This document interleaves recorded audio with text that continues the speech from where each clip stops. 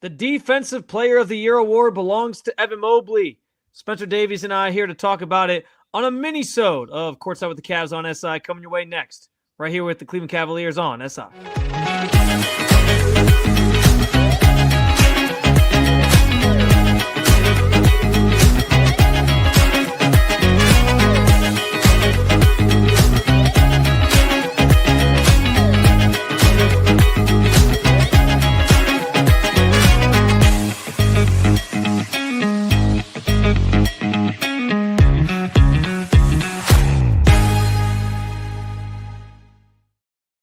That's right. Evan Mobley is the NBA Defensive Player of the Year. First of all, let's give it up for him. He deserves it. I mean, come on.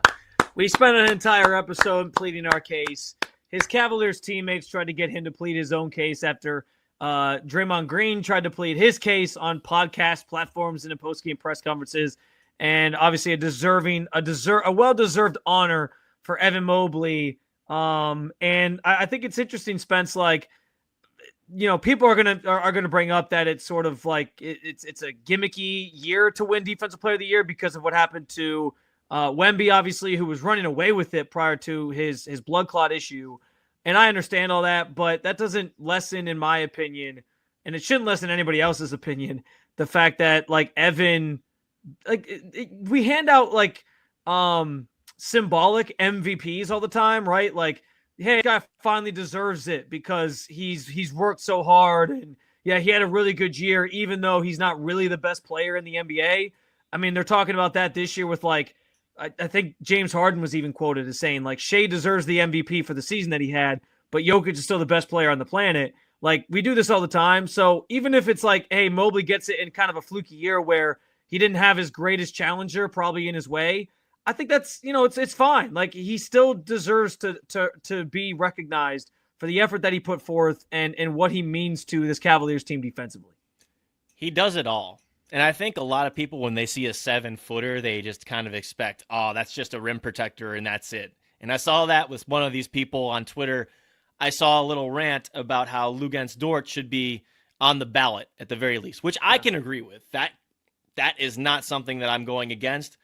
But in the argument, kind of just went away from talking about how some of the finalists have the stats for the blocks and the steals and all that. And that's what is quantifiable as Defensive Player of the Year these days, rather than actually watching game film and seeing who's good at denying ball, who's good at perimeter defense one-on-one and all that stuff. Evan Mobley is not your prototypical 7-footer. He is somebody who moves his feet very well. He covers a lot of ground. And he's not just a rim deterrent. He's somebody that switches out onto the perimeter, makes sure he can guard his guards, he can guard forwards, he can guard big men. So you have to get past him, first of all, on the first part. Then, if you do get past him, you have to worry about him chasing you down for a block from behind. And then, if you're not even being guarded by him, you have to worry about him on the weak side coming over to help. So I think those things are really his best case for the Defensive Player of the Year. And one thing that Jared Allen said stuck out to me this year that you cannot look at. You can't even look at it on film, really, unless you watch full games. The amount of times that players drive into the paint or try to drive towards the paint, then they have the very sight of Evan Mobley and turn around or pass it out to the perimeter. That right there, if that doesn't tell you his reputation, nothing will. I think that's maybe one of the key points as to why he is very deserving. And maybe the most deserving. Not to say that these other guys aren't, you know, defensive deterrents in their own right. You know, he beats out, obviously, Draymond Green, who was a finalist this year. He beats out, obviously, Dyson Daniels, who was a finalist this year. Those were the three at the sort of top of the board here. And those guys, you know, all respect to them, like, they had certain reasons and certain cases you could make as to why they were worthy of the honor. But you said it, like, it's Mobley's impact when it comes to game planning that I and, like, just in game, how things kind of go down because of his presence, that I think makes him very worthy of it. Because, like, as you mentioned, like, somebody drives in, they see Evan Mobley, they're like, no, we got to back it out. It's reminiscent of, and we talk about this in football, you know, like a game wrecker, like a Myles Garrett, for example, here in Cleveland on defense. Teams are game planning to try to limit him the best they can because they know he can single-handedly ruin your entire day, ruin your entire game plan. I think Evan Mobley falls into a similar sort of bucket where it's like this guy's so, the term unicorn gets thrown around with Mobley, but he's so versatile. He's so athletic. He can do so much with given his size, guard off all 5 positions, make shots on the offensive end, then get back defensively and stuff you at the rim. Like just because he can do all those things, he's somebody that teams are constantly accounting for when they set their game plan and figure out how to attack the Cavs. And so that carries a little extra weight, I think, for anybody who this team faces, but it's certainly for why Mobley deserves the award this year, especially. And to go against my earlier point, he has gotten better as an anchor of the defense. Remember, before, Jared Allen was the one that was always denying on the paint. He's been switching a little bit more this year. They've actually asked Evan sometimes to be that guy at the point of attack, at the rim, to make sure that he's altering shots and whatnot. But for me, with Ev, he's gotten a lot better, stronger, and also just the way that he jumps vertically and his timing on stuff is impeccable. And I think that is another part of this that we don't talk about. So not only is he defending out on the perimeter, not only do you trust him to be on an island and to call out coverages and to communicate better, which he also has gotten improved at, I think it's also the fact that he can do both. He can be your 7-footer that protects the rim, but he can also be on the outside, more like your kind of big wing. And that right there, other than the numbers, I think he's averaging a steal and a block a game, but like that doesn't jump out at you.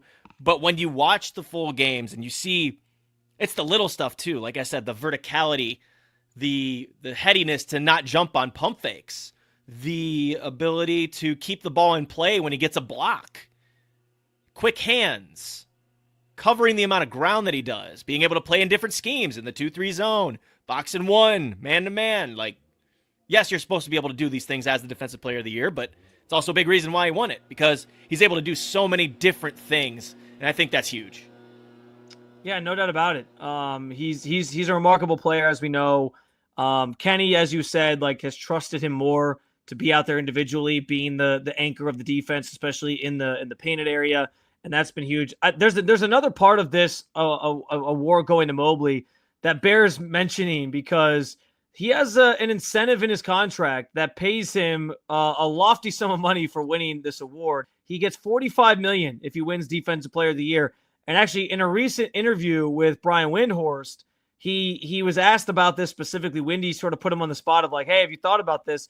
And in classic Evan Mobley fashion, he didn't really give too much credence to the idea that like money is his motivator. But he basically said, quote, I'll read you the quote here. It's definitely been a thought through my head, but the main thing is just getting what you deserve.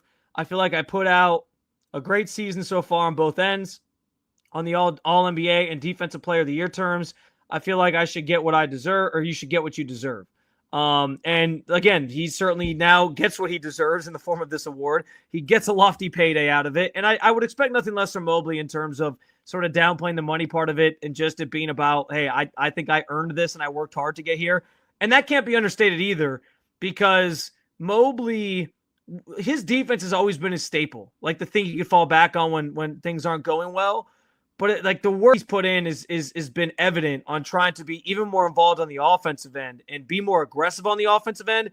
And the fact that he still was able to be this elite and put up like, career numbers or match at least his career numbers on the defensive end while taking on a bigger load on the offensive end also speaks to the type of player that he is and the mentality that he has to his game and his style of play.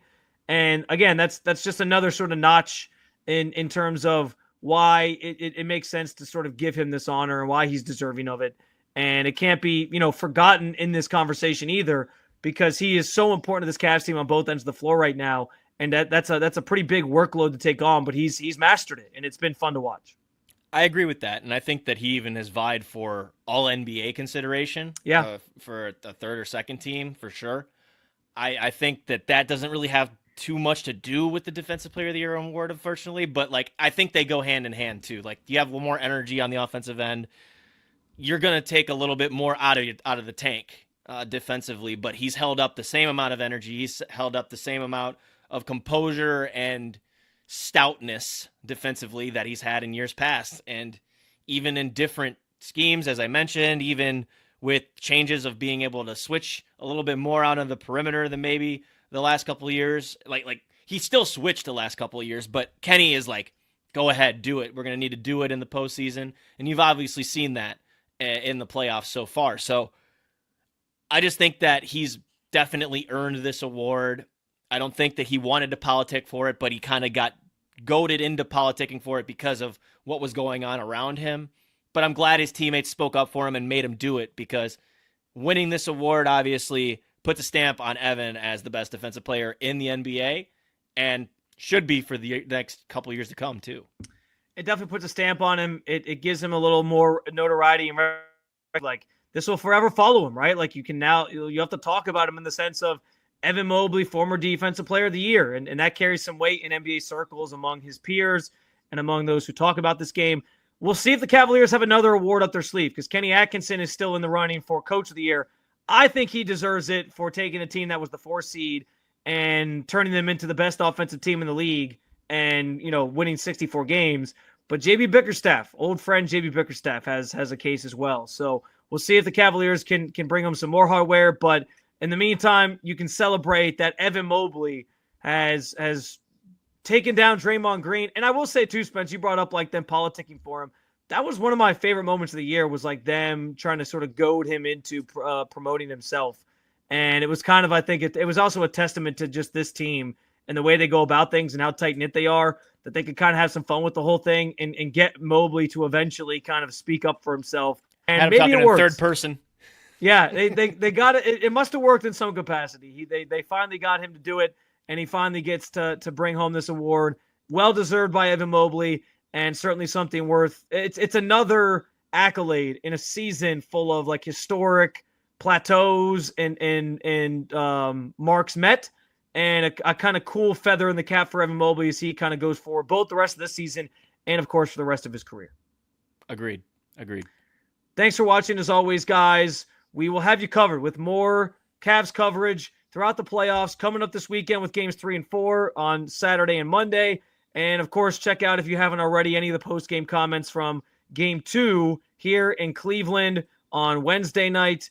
In the meantime, stay locked in. Hit subscribe wherever it is that you get your podcast to Courtside with the Cavs on SI. And, of course, subscribe to the Cleveland Cavaliers and SI YouTube channel, where you might be watching this right now.